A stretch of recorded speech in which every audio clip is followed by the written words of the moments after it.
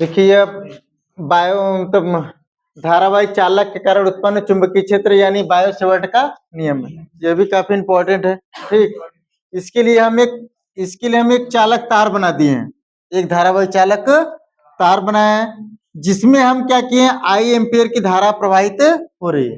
एक धारावाहिक चालक तार है जिसमें आई एम्पियर की धारा प्रवाहित है, या फिर कर देंगे धारा प्रवाहित हो रही है। और इसमें एक छोटा अवयव जिसकी लंबाई कितना ले ली, चालक तार की लंबाई डेल ले ली है। इसकी एक छोटा अवयव जिसकी चालक की लंबाई कितना ले लिए, डेल यल। और बिंदु ओ से थीटा कोण बनाती हुई आर दूरी पर बिंदु पी है।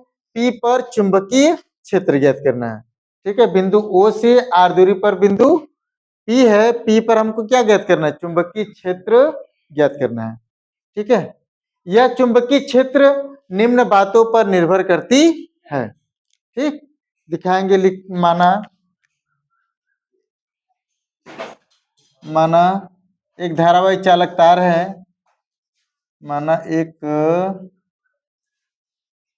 धारावाही चालक तार है जिसमें आई धारा प्रवाहित हो रही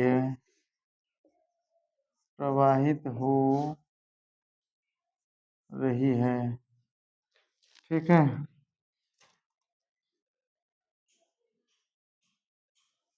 जिसका एक छोटा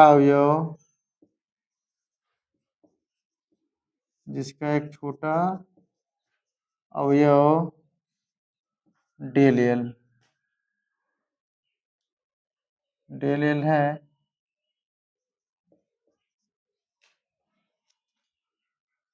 ठीक,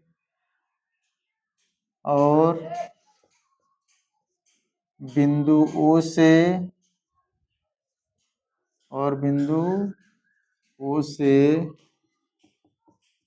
आर दूरी पर बिंदु ओ से थीटा कोण बनाते, बिंदु ओ से थीटा कोण बनाती हुई आर दूरी पर बिंदु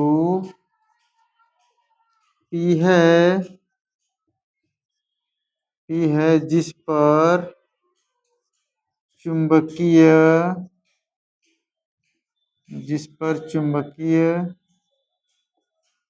क्षेत्र ज्ञात करना है। इस पर चुंबकीय क्षेत्र ज्ञात करना है।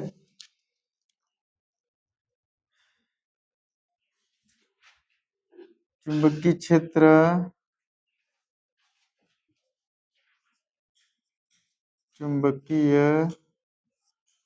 क्षेत्र निम्न बातों पर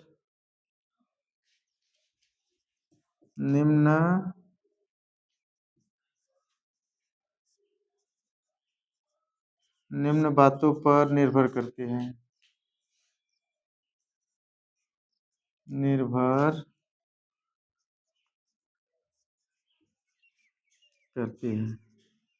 ठीक है, यह जो है फ्रांसीसी वैज्ञानिक बायो तथा सेवर्ट ने, ये दो नाम अलग अलग है, बायो अलग है और सेवर्ट अलग है। बायो तथा सेवर्ट ने मिलकर के यह नियम क्या किया था, प्रतिपादन किया था। ठीक, ये 1820 ईस्वी में बताया था। हालांकि सन पूछता नहीं है, लेकिन जानिए ये 1820 ईस्वी में इन्होंने प्रयोग किए थे। ये विभिन्न चालक तार लेकर, एक तार नहीं बल्कि विभिन्न चालक तार लेकर। ठीक है, ये दिखाएंगे। अब उसके बाद दिखाएंगे निम्न बातों पर निर्भर करती है। तो पहला पॉइंट, ठीक है, चुंबकीय क्षेत्र भी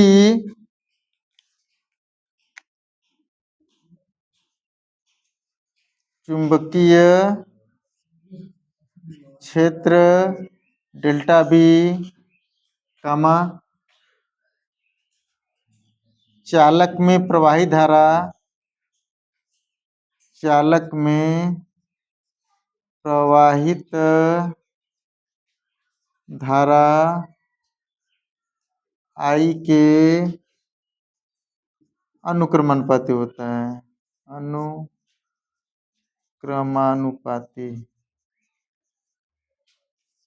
अनुक्रमानुपाती होता है। यानी हम दिखा देंगे डेल्टा बी समानुपाती कितना, डेल्टा बी समानुपाती आई, समीकरण नंबर 1। फिर दूसरा पॉइंट दिखाते हैं, चुंबकीय क्षेत्र बी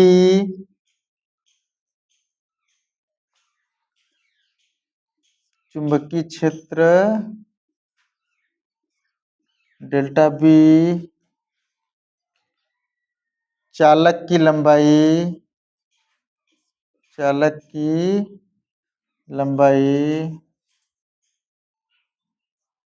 डेल्टा एल के अनुक्रमानुपाती होगा, अनुक्रमानुपाती होता है, अनुक्रमानुपाती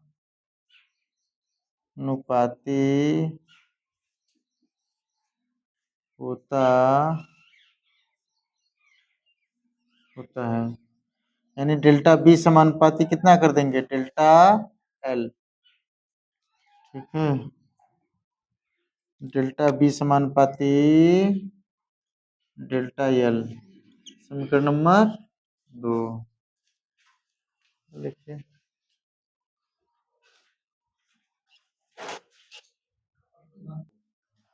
अब देखेंगे इसमें तीसरा पॉइंट। ठीक, तीसरा पॉइंट देखेंगे कि चुंबकीय क्षेत्र डेल्टा बी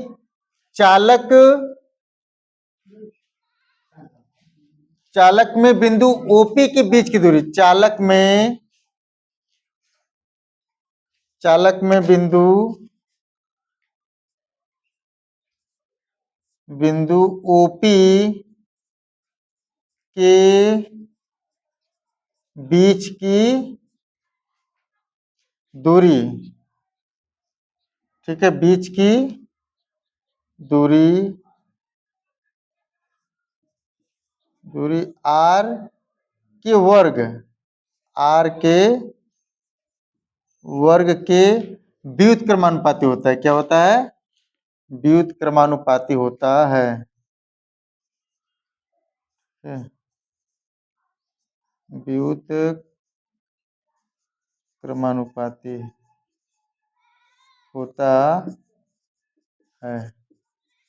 ठीक है, यानी इसको हम दिखाएंगे, जो फिर से देखिए तीसरा पॉइंट जो है यहाँ पे दिखाएंगे,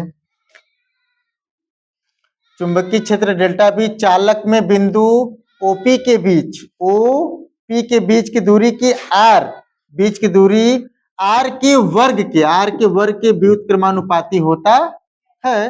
अर्थात हम दिखा देंगे डेल्टा बी समानुपाती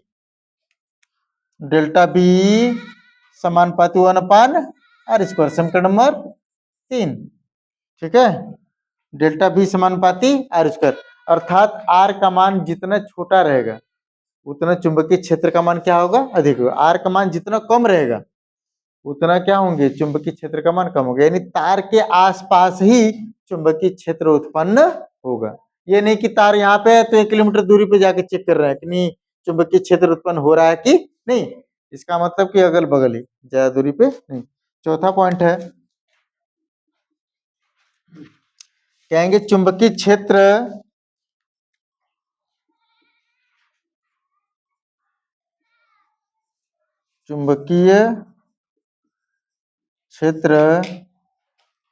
डेल्टा बी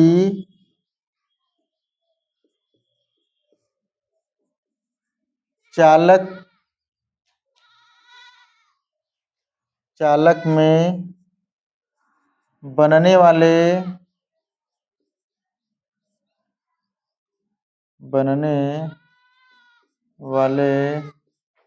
कोण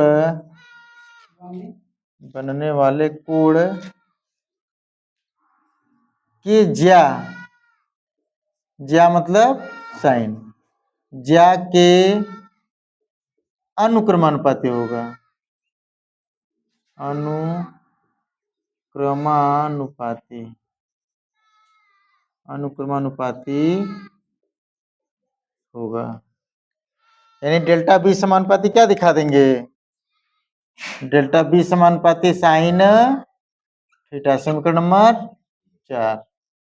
ठीक, ये चौथा पॉइंट है। ठीक है, यहाँ पे जो थीटा बन रहा है यह लंबवत है, लंबवत इसलिए साइन, अगर क्षैतिज होता तो क्या दिखाते हम, कास।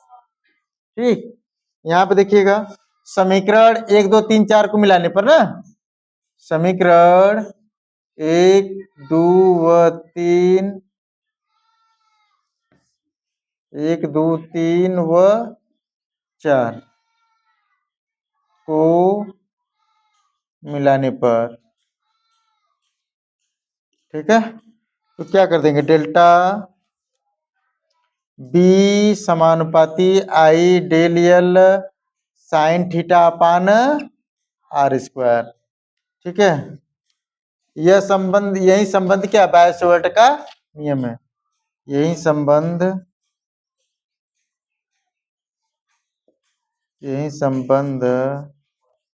बायो-सेवर्ट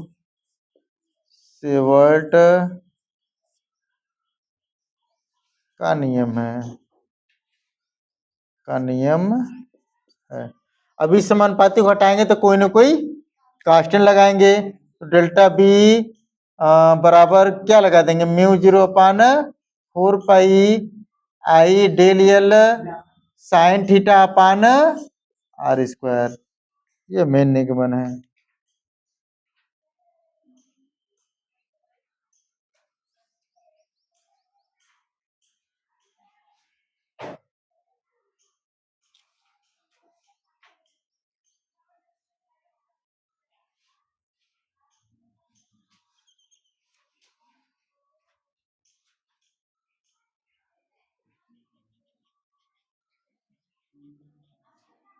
ठीक है, यहाँ आप दिखाएंगे जहां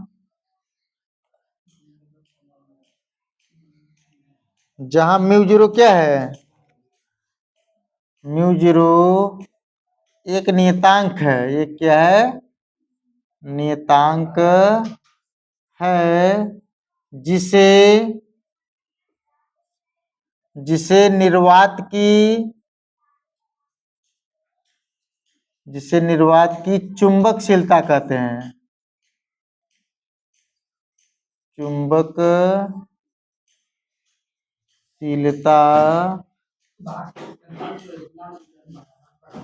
कहते हैं। ठीक है, ये दिखाएंगे, उसके बाद इसका मान,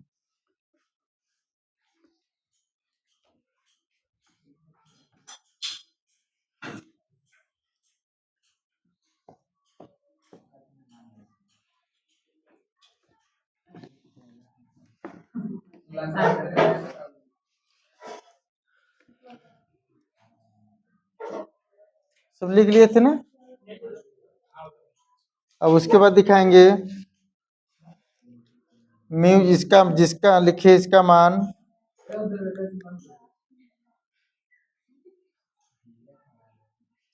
इसका मान म्यू 0 बराबर 4 पाई गुणे 10 पावर माइनस 7 न्यूटन प्रति एम्पियर स्क्वायर, या वेबर प्रति ampere metre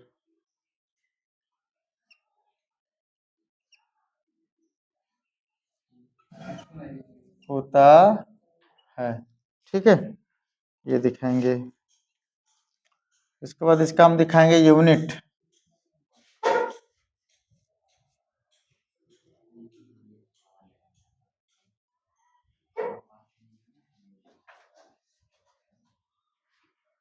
unit of mu 0। ठीक,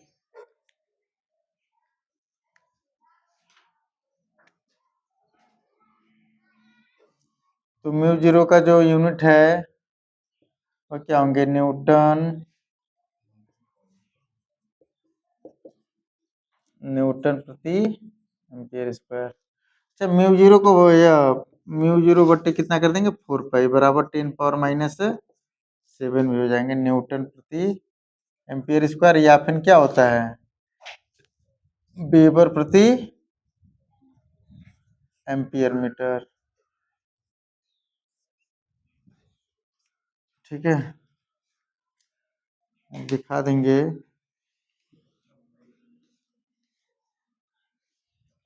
इसका मात्रक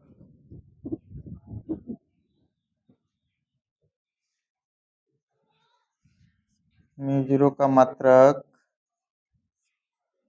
न्यूटन प्रति एम्पियर या वेबर प्रति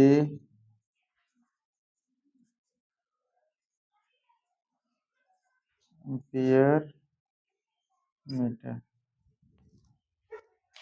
ठीक, ये दिखाएंगे। अब इसका डायमेंशन भी निकाल लेते हैं, इसका म्यू जीरो का डायमेंशन। ठीक, dimension of mu zero, mu zero का जब इसका डायमेंशन दिखाएंगे तो कितना हो जाएगा।